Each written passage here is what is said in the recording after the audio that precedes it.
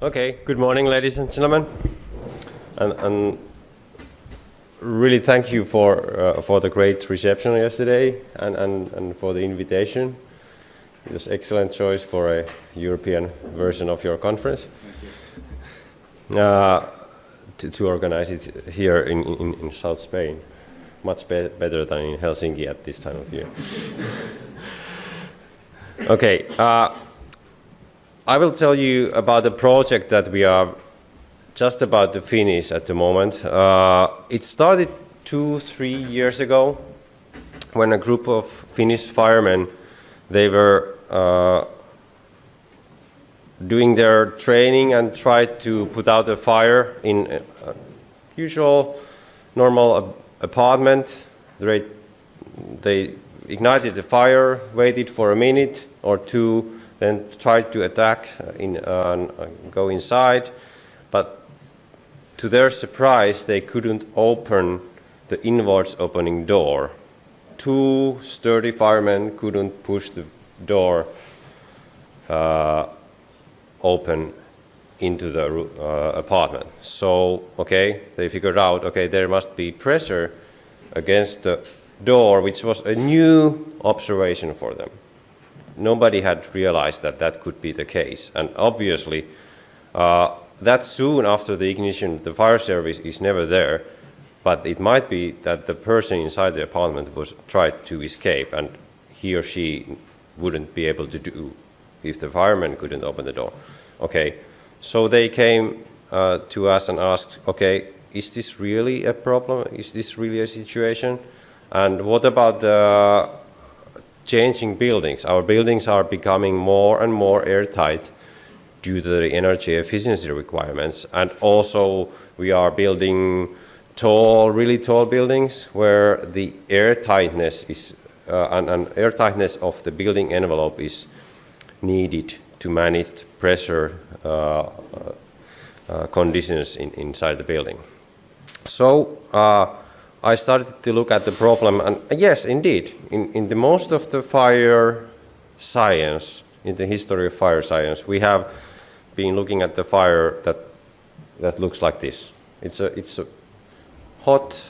a flame and smoke layer in open compartment, and that has been considered as the dangerous fire because then it can develop into a very hot environment.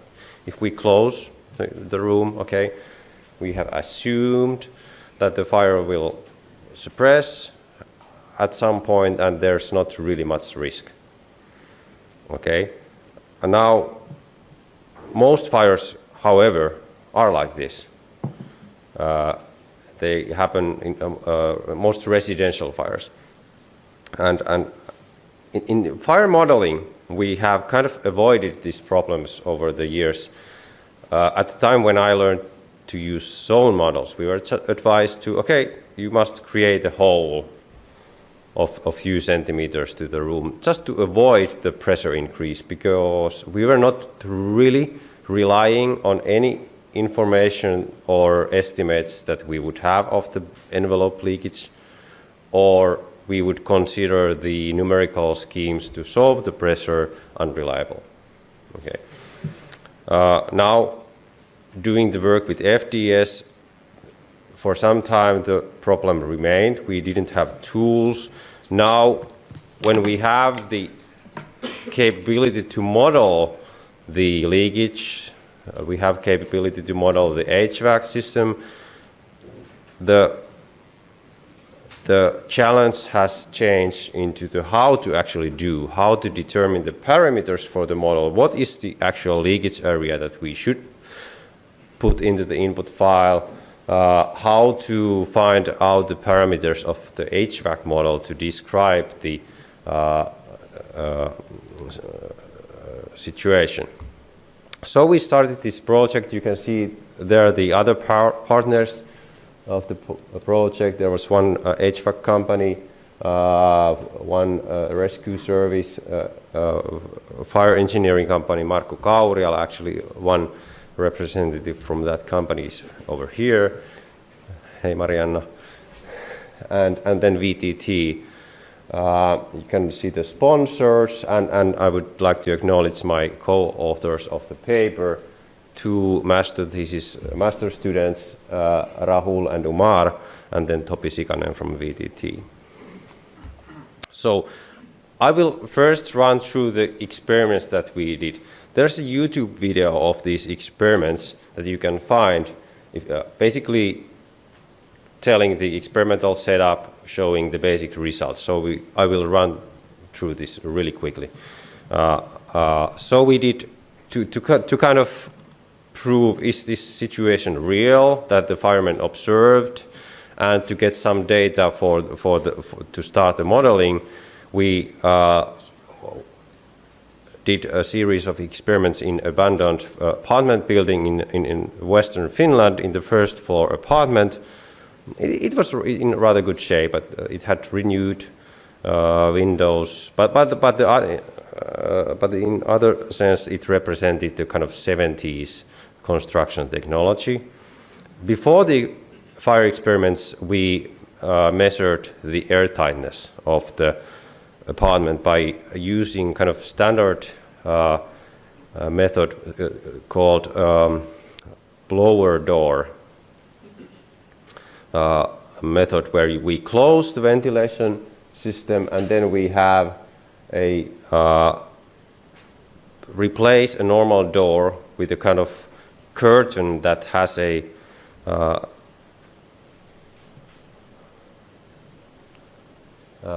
blower in it, so it can blow a specified we specify a pressure difference between the inside and outside, and it will determine how much airflow is needed to maintain that pressure difference.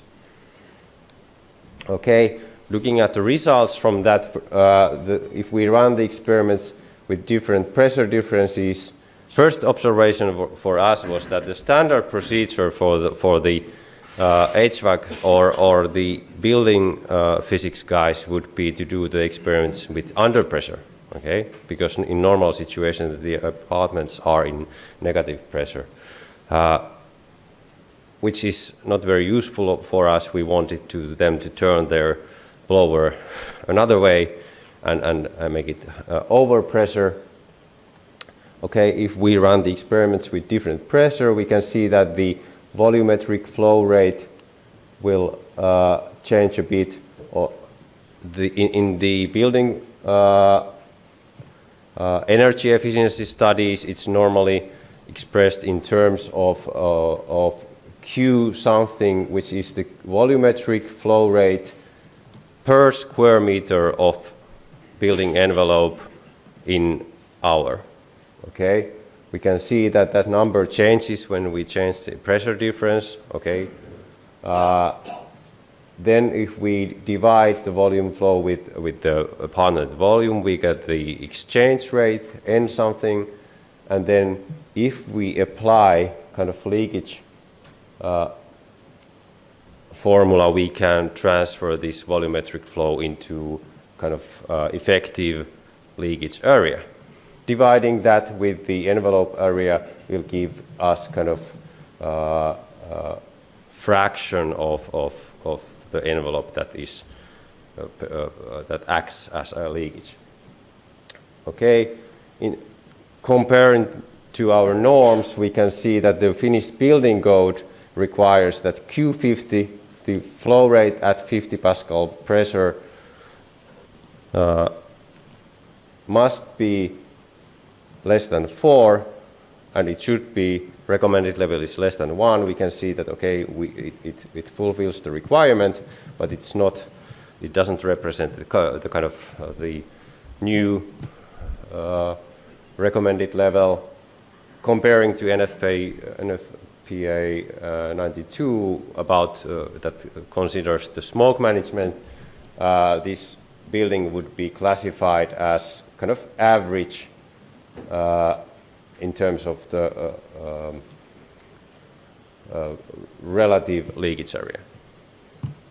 Okay, then to do the experiments, we had 3 different ventilation configuration, basic configuration, very open, where we removed the valves, and then basically a closed situation.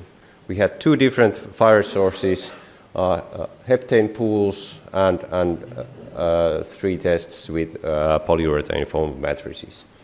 They were not big fires, less than 1 megawatt in heat release rate, and duration was about 3 minutes. Okay, that was the layout. We measured mass loss, temperatures, gas concentrations, pressures in 2 locations, and the exhaust duct velocities and temperatures. Okay, the fireman was inside the room, ignited the pool, stayed there for the fire duration. In about a minute or 2, it went dark, so the smoke layer came down. In terms of temperatures, they were not big fires.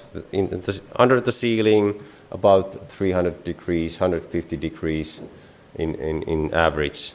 The different curves are from different ventilation configurations, so we can see that the ventilation didn't affect the temperatures at all.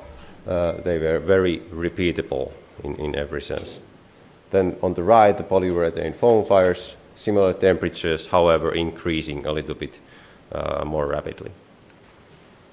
Okay, here was the most interesting kind of measurement result, the heptane fire pressures. We can see that in open configuration, about 300 Pascal, normal configuration, 600, about 900 in no closed configuration.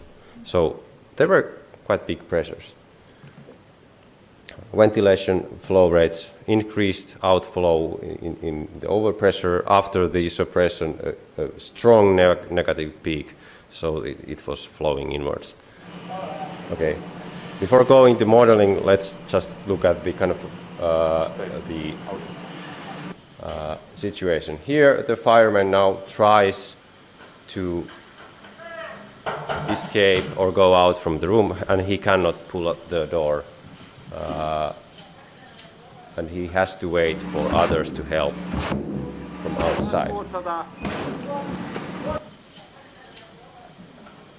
Okay, that was a confirmation. A person could not escape from the apartment during that time. Then the last polyurethane foam fire looked from outside. In this case, the fire was actually in the apartment, in a closet, not in the living room.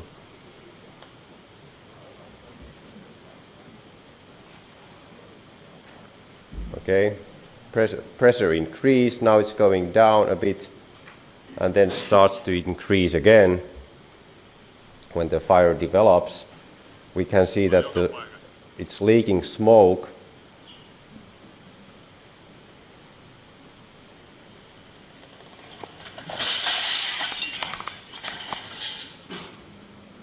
And the pressure actually pulled out the whole window frame out of the wall. And especially the fire investigator people, they were really surprised, like they had never seen a fire to do that. Okay, then let's go to the modeling. So we wanted to learn to model, and when I talk about validation, I'm not really talking about validating FDS, the capability of the tool itself, because there's so much to learning how to actually do it. So I call it validating the modeling, validating the whole approach. So we used the measured leakage areas. We specified the ventilation system in as simple way as we could, and we were able to reproduce the pressure curves depending of the 2 different leakage method. If we use the bulk leakage or localized leakage, we got slightly different pressures. Then to get the kind of summary, we had another series of experiments that were done in Sweden in 90s. It was a compartment made of concrete. Unfortunately, they had no measurement of heat release rate or mass loss rate of any kind, so there's much more uncertainty in these results. However, if we combine the uncertainties into scatter plots, we can see over here, first of all, our oxygen concentrations are quite close to the diagonal. The blue dots are the Swedish series, black dots are our experiments. Okay, so we know that our heat release rates are kind of close because the minimum oxygen concentrations are fairly well predicted. In terms of temperatures, the results are quite similar to what are usually shown in the FDS validation guide. So quite okay in that sense. But then for the pressures, there's much more scatter, which is not a surprise as such. In average, we seem to underpredict by about 13%, and there's something like 20% standard deviation in the results. Okay, now when we know how well we are doing, we went to the actual application. So we took a modern apartment building layout with 2 different sizes of apartments and mechanical exhaust and inlet ventilation system. We investigated 3 different leakage or air tightness levels, kind of traditional, normal, and a so-called near zero level, different T-square fires, different configurations of the smoke dampers. This kind of mechanical ventilation system would normally be equipped with smoke dampers in the inlets and outlets of each apartment. And we wanted to see how the usage of those actually affects. And then the fan configurations. There are fans. What if we turn them off? What if we actually, in addition to turning them off, let the fan units close themselves? The modern fans are nowadays, they are not just, you don't just turn it off. If you turn it off, it actually closes its own dampers and different things happen. So they are very kind of automated systems. So we should be aware that just turning off the fan actually closes the whole ventilation system. And here are the peak overpressure with medium T-square fire. We see that for traditional building envelopes, the peak pressures would be less than 100 Pascal. No problem of escape. For modern and very kind of near zero level energy buildings, the peak pressures would be above 100 Pascal, difficult to escape if there was inwards opening door, but not really risk for structures. With fast T-square fires, all the peak pressures are above 100. And in case of both dampers closed and very airtight building envelope, we are already above 3000 Pascal in peak pressure, meaning that something would actually break there. So we would either break the envelope outside, or the worst case, we would actually break an internal structure. If that is a structure between the apartment and, let's say, the corridor, we would actually put the evacuation of the whole building at risk, because we would let the smoke flow into the corridor. Okay, I got to run quickly to finalize. Okay, then that was about the pressures.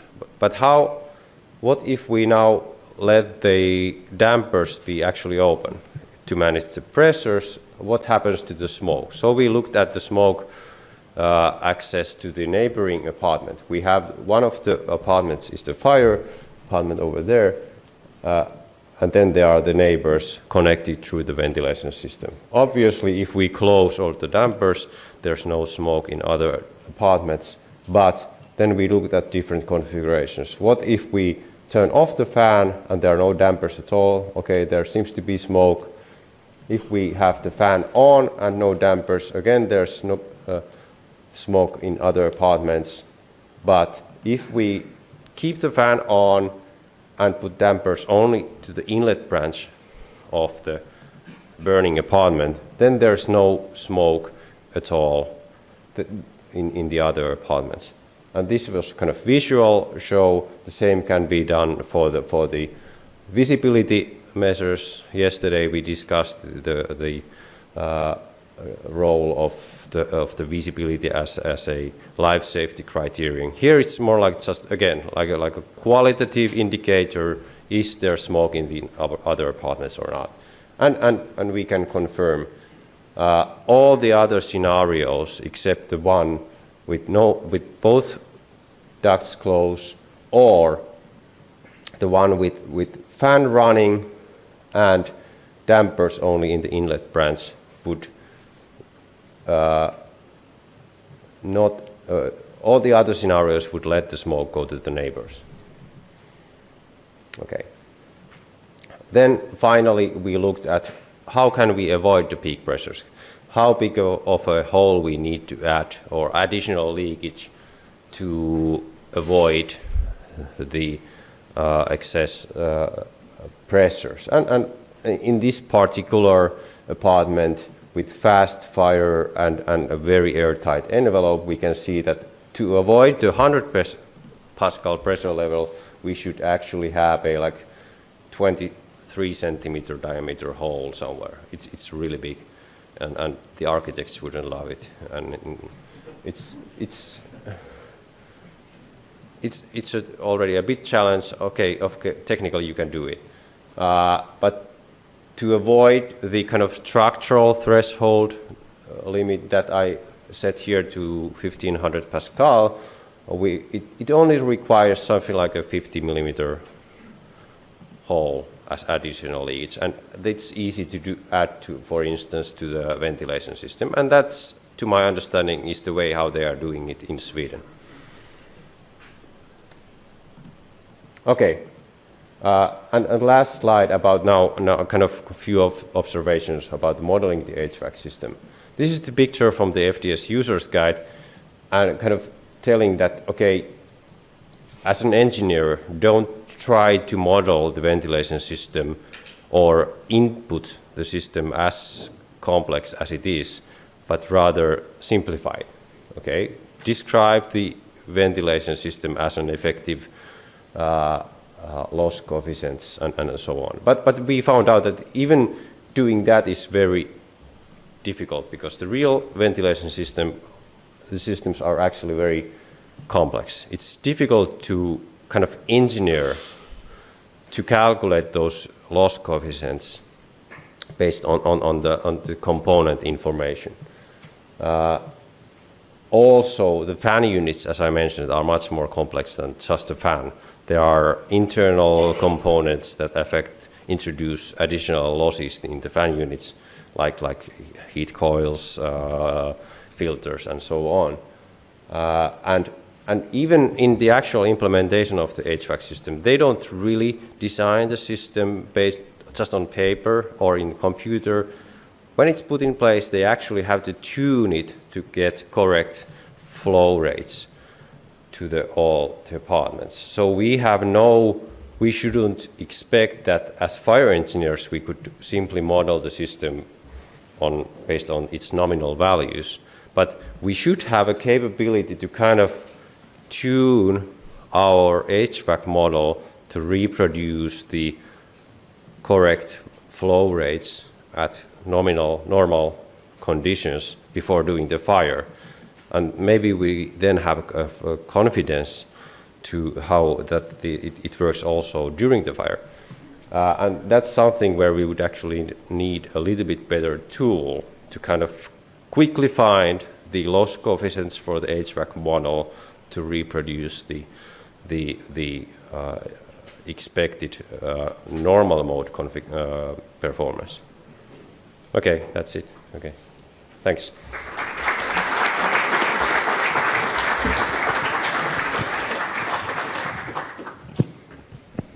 So we have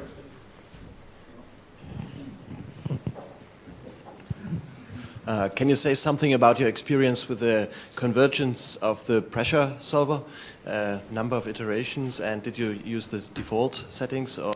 Did you have to change it for the high In the pressures? validation run, sometimes we found out that we had to increase the time step to reduce the coupling, but it wasn't a major issue. But since in some version of FDS the HVAC solver had a separate time step as an input, then we actually used that, to make it more stable. Sometimes the coupling introduced indeed kind of additional fluctuations, and we tried to get rid of them. Okay. Any other questions?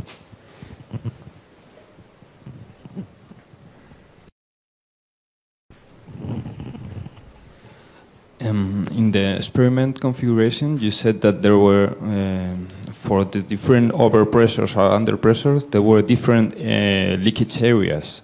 How can that be? Because it's the same geometry. Well, the leakage flows were different. Let's take a look at you. We can see that the leakage areas, they are changing a bit, but not huge. It's a few percent, and obviously, and I wouldn't worry about that. That's kind of within the uncertainty of the whole thing. I would worry about the fact that these leakage areas were measured at something like few tens of pascal pressure difference. What if there's 1,000 pascal? I'm pretty sure that the leakage area is completely different at that time, because there are two reasons.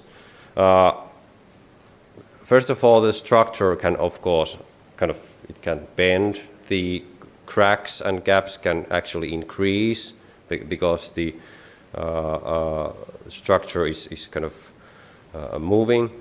The other reason is that the flow through the gaps will most likely change its nature from laminar flows at small pressure differences to turbulent gap flows. So the coefficient C over there would actually change, which we need to assume in order to convert the flow rate into effective leakage area. Okay. I think this is the aerodynamic area. Yes. Which is, you expect that to increase once increasing the pressure because the flow rate increases, and therefore the boundary layer can drop a little bit. So Yeah. it's correct. Yeah, it is basic aerodynamics of the vent flow or gap flow. Yeah. Anyone else? Questions back here?